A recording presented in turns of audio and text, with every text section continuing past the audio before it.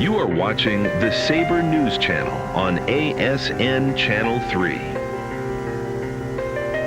This is Look Closer with Elijah Iraheta. The United States is the only major country in the world that doesn't guarantee paid time off for a short-term illness. Nearly 27 million Americans have no paid sick time at all. If you're one of them and you get sick, you're making a choice most people never get asked to make out loud. Go to work anyway or lose the paycheck. Cancer survivors without paid sick leave are more than twice as likely to delay or skip care because they can't afford the time off. Not because they don't want to get treated, because they can't afford to. That's the reality for millions of Americans. Here's what it looks like for a United States Senator. I'm Elijah Iraheta. Let's look closer. This is Mitch McConnell, a senator from Kentucky. Over the last few years, he's been in the headlines for more than his policy. Questions from both sides about his health. On June 14th, McConnell was hospitalized after a fall at his home in Washington that left him briefly unconscious. For nearly a month, his office released almost no detail at all. This isn't the first time his health has become a public question. In 2023, he froze on camera twice in one summer, unable to speak for close to 30 seconds during the live press conference. He suffered a concussion from an earlier fall that same year. He's a childhood polio survivor, a detail his own office has cited when explaining his balance and fall risk.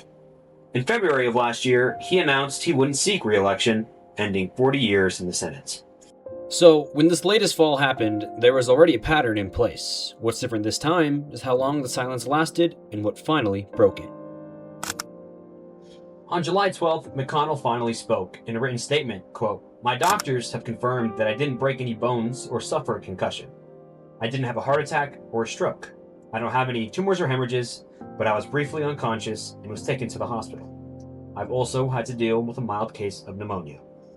The attending physician of Congress backed that up in a similarly careful language. A, quote, "comprehensive evaluation found no fractures, no cardiac abnormalities, no stroke, no tumor, no hemorrhage. The pneumonia," they said, "responded rapidly to antibiotic treatment." Notice what all of that actually answers. Every single sentence rules something out. None of it answers the one question everyone's asking. When is he coming back? Can he still do the job? That's not an accusation, it's an observation.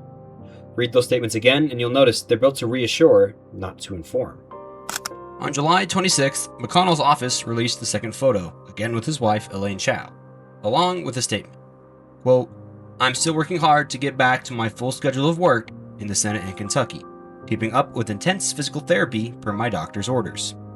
He also confirmed he'd missed the Fancy Farm Picnic, a Kentucky political tradition he's attended for 42 years straight. Here's a fact, not a theory.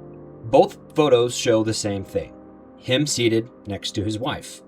Neither one shows him standing, or walking, or speaking on camera. This isn't speculation, that's just what's actually been released, twice, 3 weeks apart. I'm not going to tell you what that means, I'm just telling you what that actually is. Kentucky's Governor Andy Beshear asked for an update on July 8th. Polite, direct, quote, "As public office holders, we've made a commitment to our constituents to do our best to represent them and always to be transparent." McConnell's office responded with one line, quote, "Senator McConnell appreciates the outpouring of support he's receiving while he continues his recovery," end quote. 3 weeks later, Beshear sent a second letter. This one wasn't as polite. It was blunt enough that he opened by addressing the possibility McConnell might not be even able to read it. Governor Beshear wrote in this letter, "It has now been 43 days since news of your hospitalization. During that time, you have cast 0 votes, engaged in no official activities, and aside from 2 photos and corresponding statements, have made no effort to communicate with your Kentucky constituents or the nation." His demand was, quote, "Provide proof of your capacity to serve or resign." Here's the part I think matters most. In that same Monday statement, McConnell himself said this, "I understand anyone's desire for privacy, but when you run for office and serve as one of the state's 2 U.S. senators, you willingly abdicate much of your personal privacy. That's the deal, and we all know it when we run." He said that, not Beshear. The exact standard being used to criticize him is what he stated himself the same week. Now, fairness cuts both ways here, and it should. Kentucky's other senator, Rand Paul, who has had a genuinely rocky relationship with McConnell, came to his defense directly. He called Bashir's letter, quote, a campaign ploy by Bashir to look relevant. And it's worth knowing, Bashir himself is widely seen as a possible 2028 presidential candidate.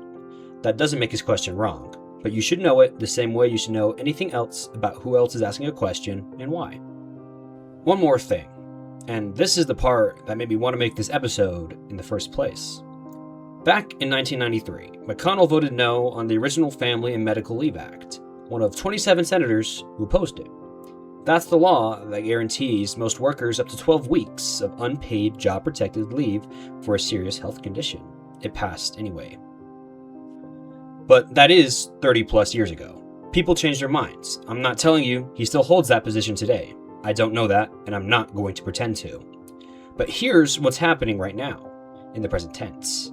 McConnell has continued drawing his full salary, $174,000 a year, through all 43 days of his absence.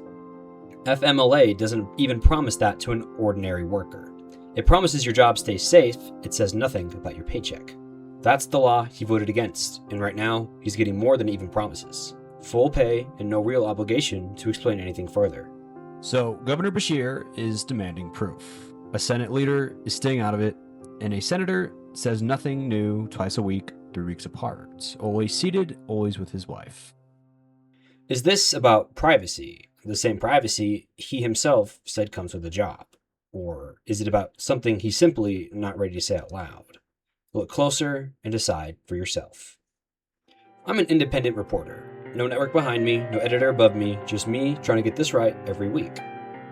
If you find this useful, if it made you look at something a little closer than you would have otherwise, that's really the whole point. And if you want to see more of it, subscribing is genuinely all it takes. No paywall, no catch, just come back next week. I'm Elijah, thank you for watching.